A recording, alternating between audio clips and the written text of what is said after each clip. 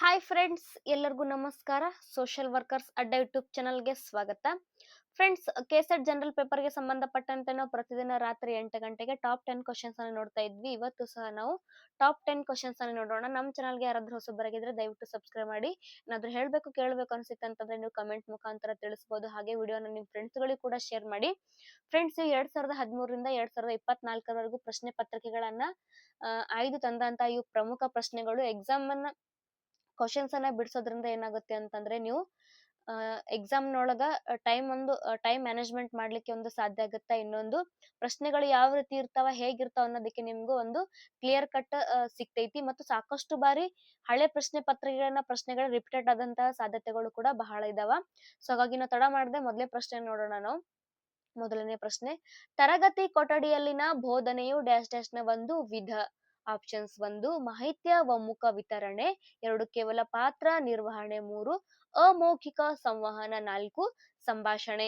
Options ಗಳಲ್ಲಿ ಸರಿಯಾದ ಉತ್ತರ ಆಪ್ಷನ್ಸ್ ಡಿ ಸಂಭಾಷಣೆ. ತರಗತಿ ಕೊಠಡಿಯಲ್ಲಿನ ಬೋಧನೆ ಯಾವ ರೀತಿಯ ಒಂದು ಸಂವಹನದ ವಿಧ ಅಂತಂದ್ರೆ ಅದು ಸಂಭಾಷಣೆ. ನೆಕ್ಸ್ಟ್ ಪ್ರಶ್ನೆ, ಎರಡನೇ ಪ್ರಶ್ನೆ. ಫ್ರೆಂಡ್ಸ್, ಬೈ ಮಿಸ್ಟೇಕ್ ಏನಾದ್ರೂ ತಪ್ಪಾಗಿತ್ತು ಅಂತಂದ್ರೆ ನೀವು ಕಮೆಂಟ್ ಮುಖಾಂತರ ತಿಳಿಸಿ. ಯಾಕಂತಂದ್ರೆ ಕೆಲವೊಂದ್ಸಲ ಅರಿವಿಗೆ ಬರ್ಲಾರ್ದೆ ಕೂಡ ತಪ್ಪುಗಳಾಗಿರ್ತಾವ. ಸೊ ಹಾಗಾಗಿ ತಾವ್ ಅದನ್ನ ಕಮೆಂಟ್ ಮುಖಾಂತರ ತಿಳಿಸೋದ್ರಿಂದ ಬೇರೆಯವ್ರಿಗೂ ಕೂಡ ಅದು ಯೂಸ್ ಆಗುತ್ತೆ.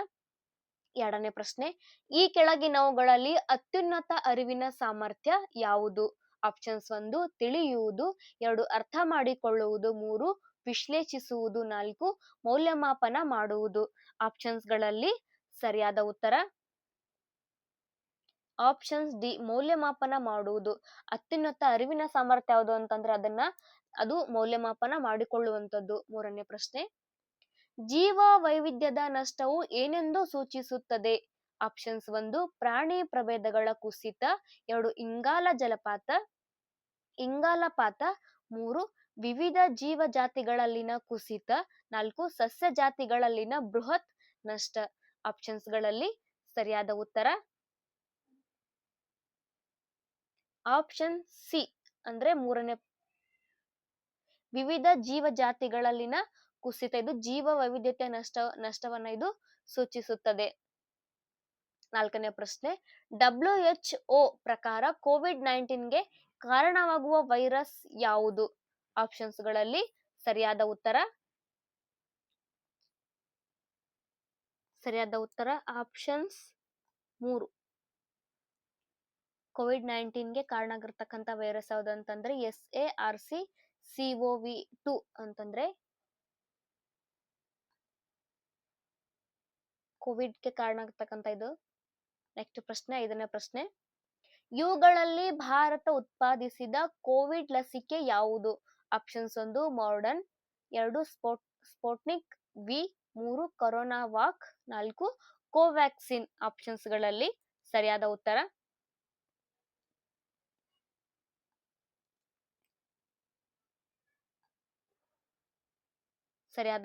Options D Covaxin. ಇದು ಭಾರತ ಉತ್ಪಾದಿಸಿರ್ತಕ್ಕಂತ ಕೋವಿಡ್ ಲಸಿಕೆ. ನೆಕ್ಸ್ಟ್ ಆರನೇ ಪ್ರಶ್ನೆ, ಡ್ಯಾಶ್ ಡ್ಯಾಶ್ ಹೊತ್ತಿಗೆ SDG ಗಳಿಗೆ ಸಾಧಿಸುವುದಕ್ಕೆ ನಿರ್ದಿಷ್ಟ ಗುರಿಗಳಿವೆ.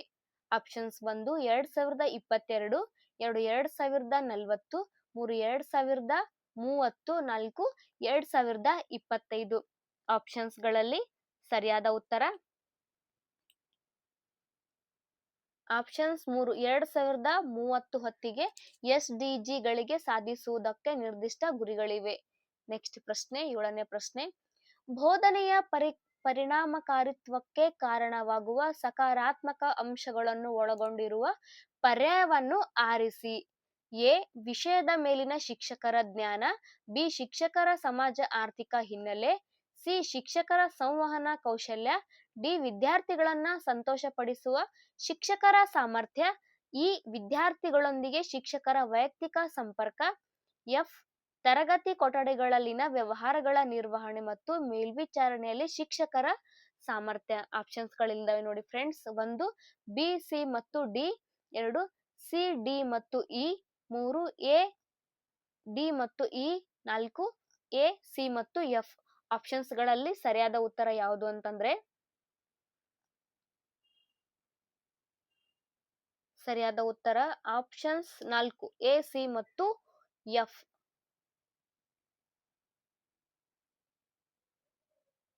ಅಂತಂದ್ರೆ ಎ, ಸಿ ಮತ್ತು ಎಫ್.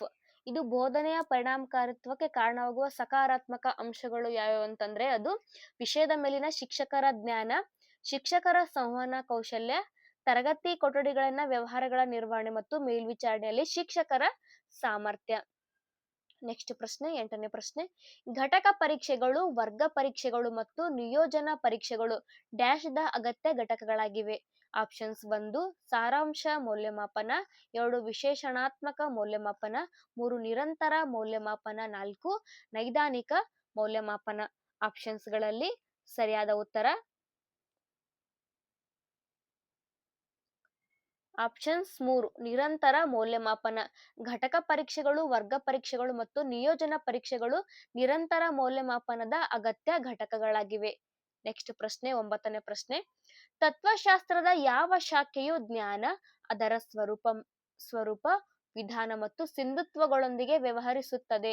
1 ತರ್ಕಶಾಸ್ತ್ರ, 2 ಸೌಂದರ್ಯಶಾಸ್ತ್ರ, 3 ಜ್ಞಾನಶಾಸ್ತ್ರ, 4 ತಾತ್ವಿಕ ಸಿದ್ಧಾಂತ.